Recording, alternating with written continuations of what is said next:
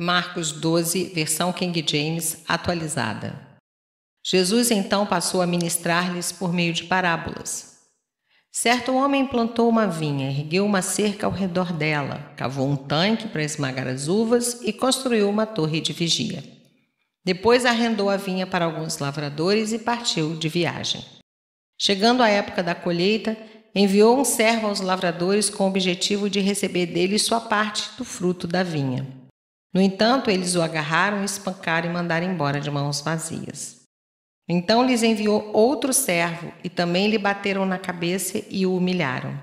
E enviou outro ainda, o qual assassinaram. Então enviou muitos outros, mas a alguns agrediram e a outros mataram.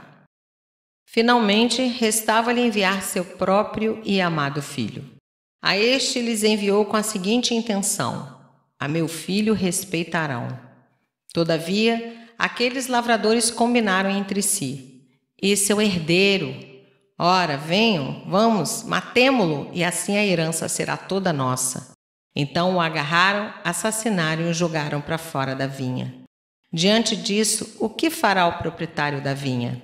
Virá, destruirá aqueles lavradores e outorgará a vinha a outros vinicultores.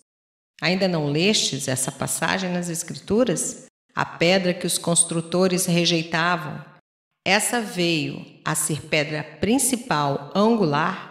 Isso procede do Senhor e é obra de grande maravilha para todos nós. Por isso começaram a tramar um jeito de prendê-lo, pois perceberam que ele havia narrado aquela história com o propósito de acusá-los. Contudo, tinham receio da multidão e acharam melhor se afastarem.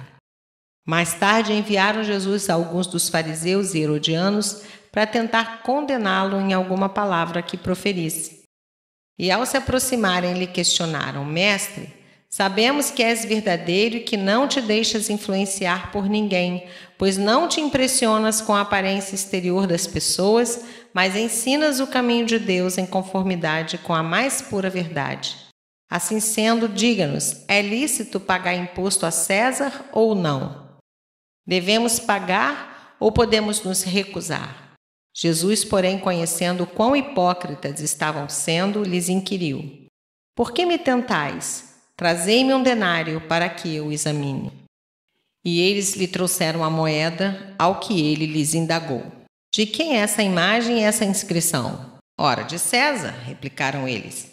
Então Jesus lhes asseverou: Dai a César o que é de César e a Deus o que é de Deus. E todos ficaram pasmos com ele. Depois chegaram os saduceus, que pregam não haver qualquer ressurreição, com a seguinte questão: Mestre, Moisés nos deixou escrito que se um homem morrer e deixar sua esposa sem filhos, seu irmão deverá se casar com a viúva e gerar filhos para seu irmão. Ora, havia 7 irmãos. O primeiro casou-se e faleceu sem deixar filhos. Então o segundo desposou a viúva, mas também morreu sem deixar descendentes. O mesmo ocorreu com o terceiro. E dessa forma, nenhum dos 7 irmãos deixou filhos. Finalmente faleceu também a mulher. Na ressurreição, de quem essa mulher será esposa? Haja vista que os 7 irmãos foram casados com ela. Então Jesus os admoestou: Não é sem motivo que errais tanto, pois não compreendeis as Escrituras e nem o poder de Deus. Quando os mortos ressuscitam, não se casam mais, nem são dados em casamento, pois se tornam como os anjos dos céus. A respeito da ressurreição dos mortos, ainda não tendes lido no livro de Moisés, no texto referente à sarça, como Deus declarou: Eu sou o Deus de Abraão, o Deus de Isaque, o Deus de Jacó? Ora, ele não é Deus de mortos, e sim o Deus de vivos. Estais absolutamente enganados. Um dos mestres da lei achegou-se e os ouviu argumentando. Ao constatar como Jesus lhes houvera respondido esplendidamente, perguntou-lhe: De todos os mandamentos, qual é o mais importante?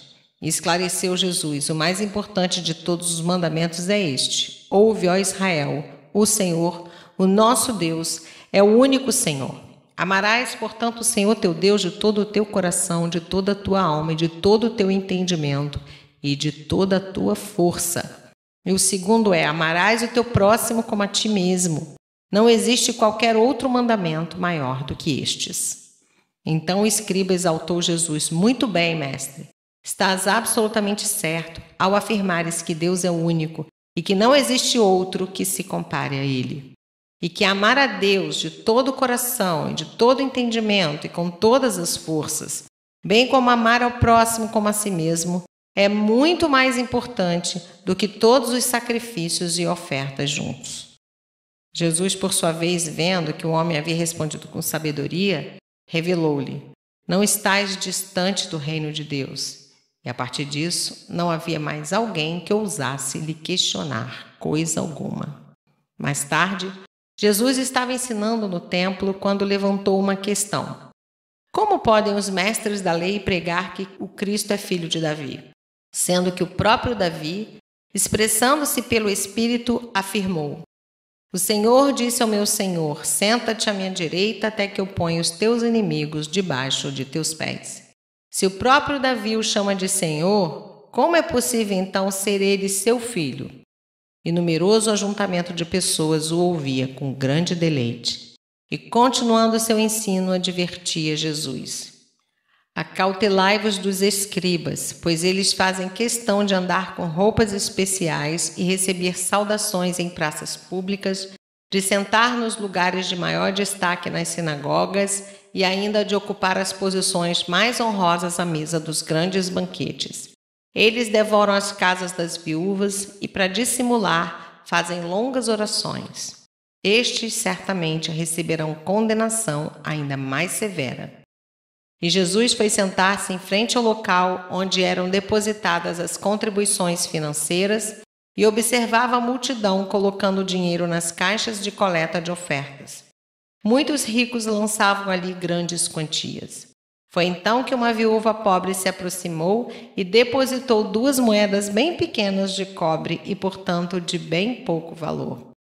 E chamando para perto de si os seus discípulos, Jesus lhes declarou: com toda certeza vos afirmo que esta viúva pobre depositou no gasofilácio mais do que o fizeram todos os demais ofertantes.